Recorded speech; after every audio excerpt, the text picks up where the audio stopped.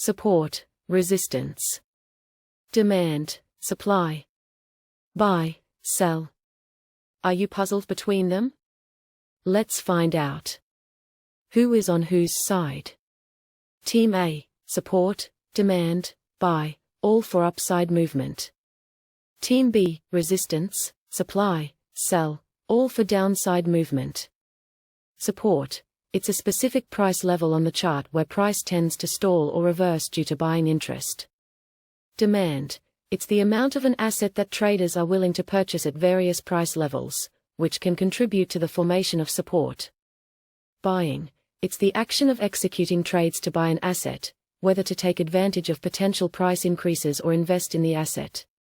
Support. Support refers to a price level at which an asset's downward movement is historically halted or slows down. It's a level where there is a concentration of buyers in the market, causing the price to have difficulty moving lower. Traders often expect price bounces or reversals from support levels. Demand. Demand refers to the amount of a particular asset, such as a currency pair in Forex, that traders are willing to buy at a given price level. In the context of trading, when there is an increase in demand at a certain price level, it can lead to support as buyers become more active. Buy. Buying refers to the action of purchasing an asset in the market. Traders and investors buy assets to capitalize on potential price increases or to invest in assets they believe will appreciate in value. Resistance. It's a specific price level on the chart where price tends to stall or reverse due to selling pressure. Supply. It's the amount of an asset available for sale at various price levels, which can contribute to the formation of resistance.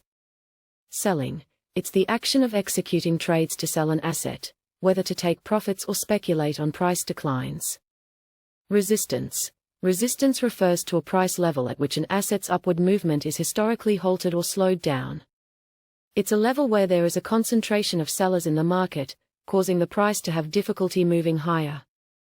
Traders often expect price pullbacks or reversals from resistance levels. Supply. Supply refers to the amount of a particular asset, such as a currency pair in Forex, available for sale at a given price level. In the context of trading, when there is an excess of supply at a certain price level, it can lead to resistance as sellers become more active. Sell. Selling refers to the action of selling an asset in the market.